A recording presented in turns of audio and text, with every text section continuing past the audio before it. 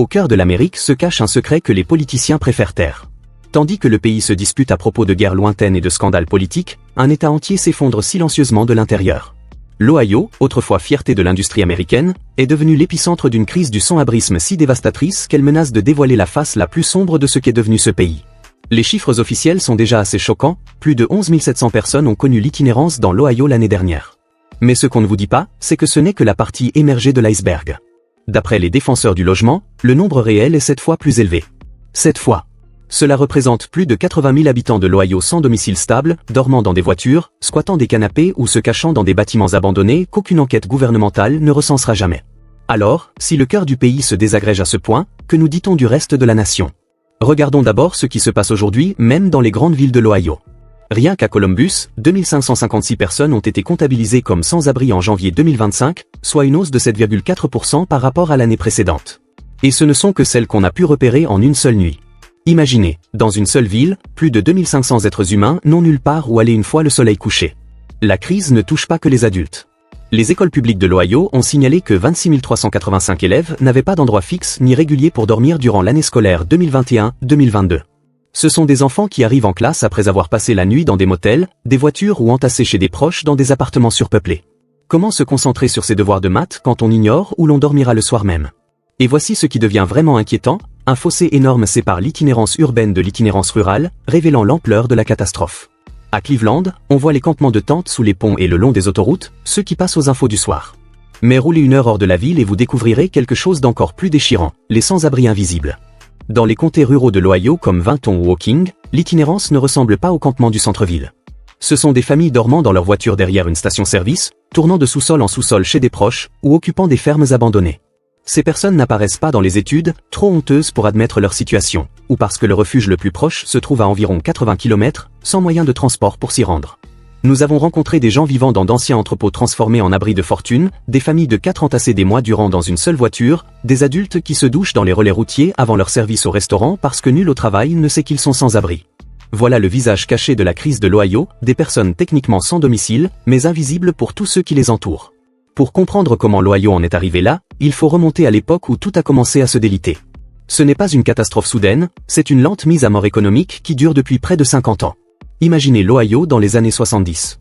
Les aciéries de Youngstown tournaient à plein régime, offrant des salaires qui permettaient d'acheter une maison, une voiture et de payer l'université aux enfants.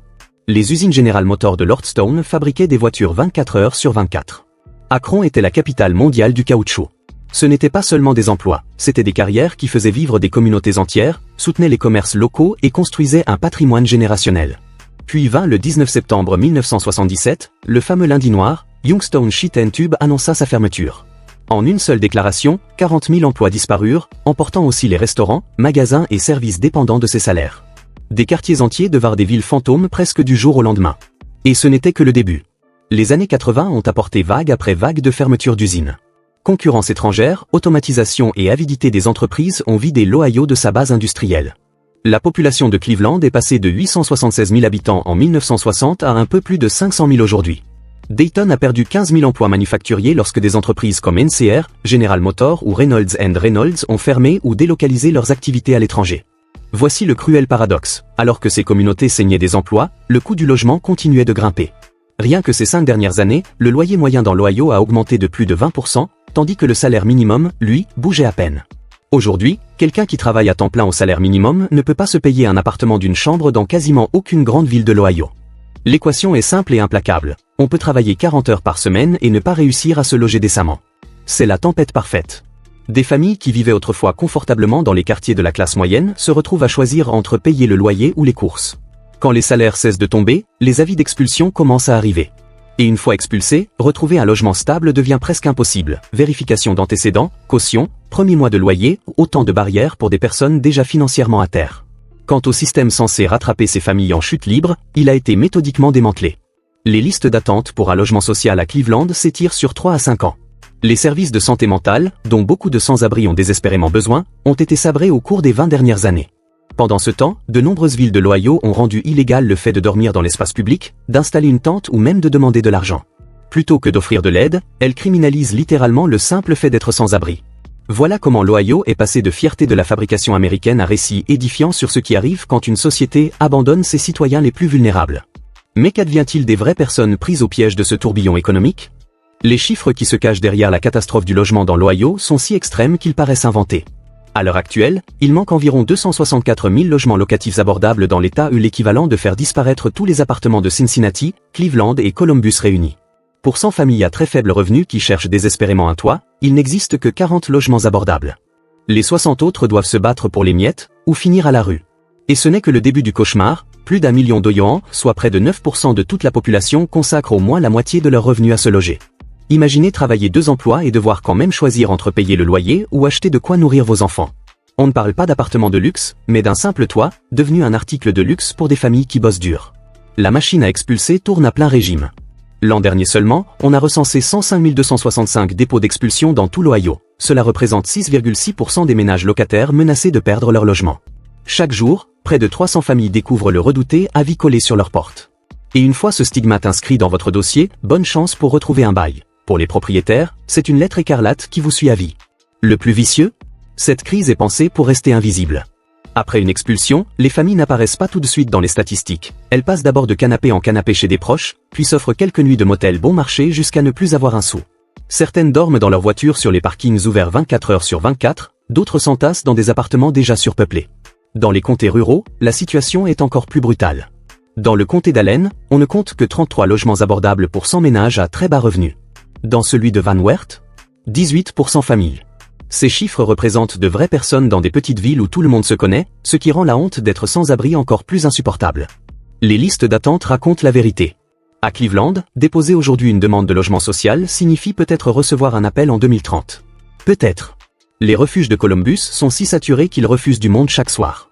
L'hiver venu, les travailleurs sociaux doivent décider qui aura un lit et qui devra affronter des températures négatives dehors. Et le système se dégrade encore. Les protections instaurées pendant la pandémie ou moratoires sur les expulsions, aides d'urgence au loyer, ont expiré, laissant les familles à nu. Parallèlement, la prolifération des locations de courte durée retire des logements abordables du marché pour les transformer en Airbnb destinés aux touristes. Pendant que des familles dorment dans leur voiture, des investisseurs s'enrichissent en louant des appartements à la nuit. L'équation est simple et cruelle. Les loyers grimpent, les salaires stagnent, l'offre disparaît, la demande explose. On assiste à une tempête parfaite qui produit exactement ce que nous voyons, un sans-abrisme de masse au cœur de l'Amérique. Derrière chaque statistique, il y a une vie brisée. À Cleveland, nous avons rencontré Grace, une femme d'une 50aine d'années qui vit sous une petite tente derrière une supérette. Quand on lui demande ce qui lui manque le plus de son ancienne vie, sa réponse ne porte ni sur l'argent ni sur la maison. « Quelqu'un qui prononce mon prénom », dit-elle. À force de vivre dehors, tu cesses de te sentir humaine, tu deviens invisible. Voilà la torture psychologique dont on ne parle jamais. Perdre un toit, c'est aussi perdre son identité, sa dignité, sa place dans la société. Grace était mère, travailleuse, voisine. Désormais, elle n'est plus que sans-abri, une étiquette qui efface tout le reste. Les enfants piégés dans cette crise porteront des blessures qui ne guériront peut-être jamais. Imaginez un gosse de 7 ans qui a fréquenté 4 écoles différentes cette année parce que sa famille est sans cesse déplacée. Il prend du retard en lecture, peine à se faire des amis et vit dans l'angoisse permanente que tout s'écroule à nouveau. Ces enfants apprennent tôt que le monde est imprévisible et dangereux, une leçon qui se transformera plus tard en traumatisme, dépression et difficulté à nouer des relations stables. Pour les parents sans abri, la culpabilité est écrasante. Imaginez border votre enfant sur la banquette arrière de la voiture pour le 3e mois d'affilée, l'entendre demander pourquoi il n'a pas une vraie chambre comme ses camarades. Ses parents cumulent souvent plusieurs petits boulots, serveurs, chauffeurs, journaliers, au service même de communautés qui refusent de les voir comme des êtres humains ayant droit à un toit. La spirale de la santé mentale est à la fois dévastatrice et prévisible. La dépression devient une compagne constante quand on ne sait pas où dormir le soir. Le trouble de stress post-traumatique naît de la vigilance permanente nécessaire pour rester en sécurité dans la rue. Beaucoup se tournent vers l'alcool ou la drogue pour échapper à une réalité devenue insupportable. Et la société, voyant leur addiction, conclut « Tu vois ? C'est de leur faute ». Ce blâme de la victime est peut-être l'aspect le plus cruel de la crise. Chaque jour, dans les sections commentaires ou autour d'un café, on ressasse les mêmes mythes toxiques, ils sont fainéants, ils n'ont qu'à trouver un boulot, ils ont fait de mauvais choix. Ce discours ignore que beaucoup de sans-abri travaillent, souvent plusieurs emplois. Il ignore les faillites médicales, les violences domestiques, les crises de santé mentale, les fermetures d'usines qui les ont poussés à la rue sans qu'ils n'y soient pour rien. L'isolement est sans doute la blessure la plus dévastatrice.